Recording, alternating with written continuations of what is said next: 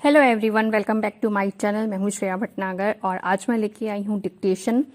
अगले 5 सेकंड में मैं डिक्टेशन स्टार्ट कर दूंगी, तो आप लोग रेडी रहिएगा।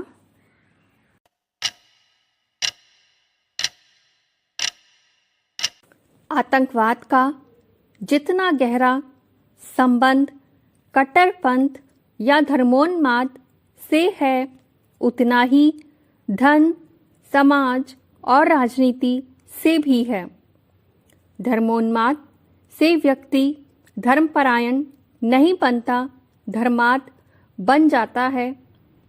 आमतौर पर जब यह कहा जाता है कि आतंकवादी का कोई मजहब नहीं होता, तो उसका अर्थ यह नहीं है कि आतंकवादी मजहब को नहीं मानता, बल्कि वह कट्टरपंथी मजहब के उन्माद में अंधा होकर मारने और मरने पर उतारू हो जाता है और मजहब के सच्चे तथा कल्याणकारी आदर्शों को विस्मृत कर देता है।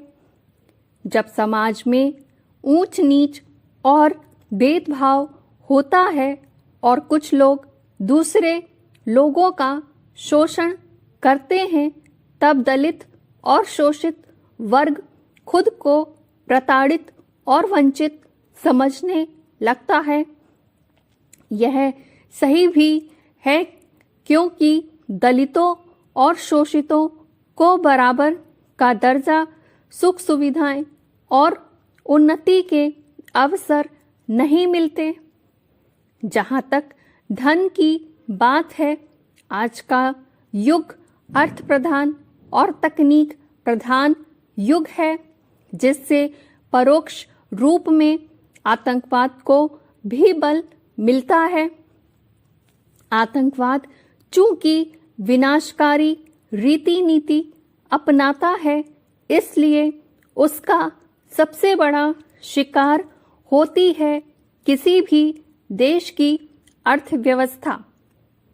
संसार के 2 सबसे बड़े आतंकवादी हमले न्यूयॉर्क स्थित वर्ल्ड ट्रेड सेंटर और भारत की आर्थिक राजधानी मुंबई पर हुए। इन 2 हमलों के अलावा समय समय पर दुनिया के और देशों जैसे ब्रिटेन, स्पेन, इंडोनेशिया और मिस्र आदि में जो आतंकवादी हमले हुए हैं, उन्होंने मुख्य रूप से उन देशों की अर्थव्यवस्था को भारी नुकसान पहुंचाया है। आज के आतंकवादी को उन्नत तकनीक का भी पूरा लाभ मिल रहा है। कंप्यूटर तथा मोबाइल फोन के द्वारा न केवल विनाशकारी सामग्री उपलब्ध करवाई जा रही है, बल्कि हत्यारा नेटवर्क भी फैलाया जा रहा है। अर्थव्यवस्था की क्षति के बाद आती है सामाजिक क्षति।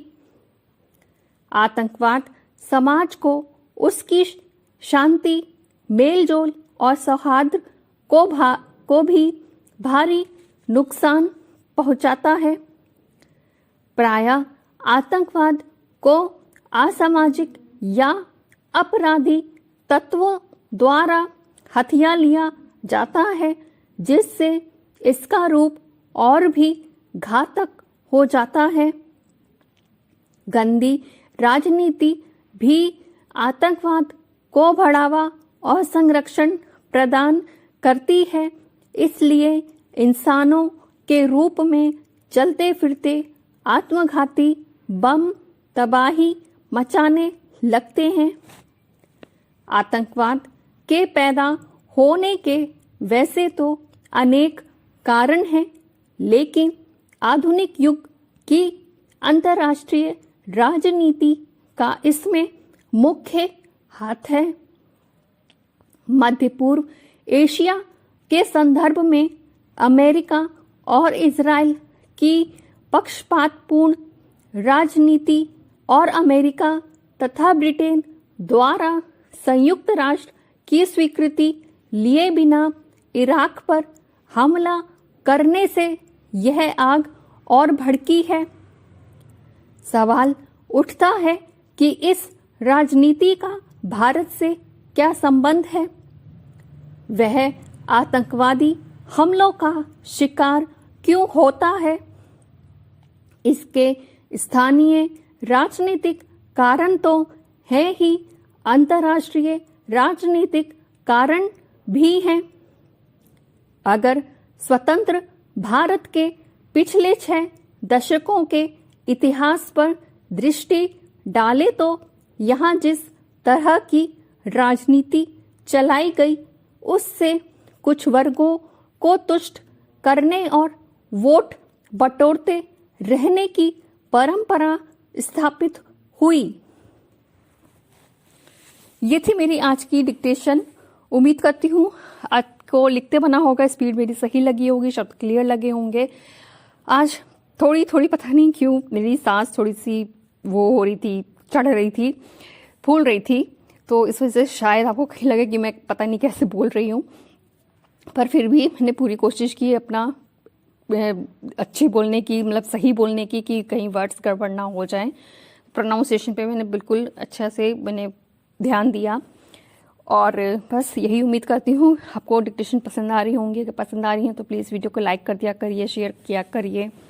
और अब इसकी जो नेक्स्ट बोलेंगे वो जो आगे से बची हुई है नकली परम पंथ निरपेक्षता, यहाँ से लेकर पूरे नीचे तक रहेगा, बलिदान व्यर्थ जाता है तक, तो ये पूरी बोलूँगी। इमेज एक बार मैं फिर से लगा दूंगी ये पूरे की, आप लोग इसकी प्रैक्टिस कर लीजिएगा, टफ वर्ड्स की, आउटलाइन वर्ड्स की, और जितनी भी मिस्टेक होती हूँ आपसे उनकी भी आप प्रैक्टिस कर लिया करिए। और प्लीज़ मुझे कमेंट करके बताया करिए आप लोगों को कैसी लग रही है डिक्टेशन। और जितना ज़्यादा आप लोग लाइक करेंगे, शेयर करेंगे, उतना ज़्यादा मुझे मोटिवेट मिलेगा, मुझे मोटिवेशन मिलेगी आप लोग की कि मुझे और अच्छा करना है और अपना बेस्ट देना है। तो बस आप सबसे यही रिक्वेस्ट है, प्लीज़ ज़्यादा से ज़्यादा लाइक किया करिए, शेयर किया करिए, और चैनल पे यूं ही बने रहिए। मिलते हैं जल्दी एक नई डिक्टेशन के साथ, अब तक के लिए bye bye, take care, thank you.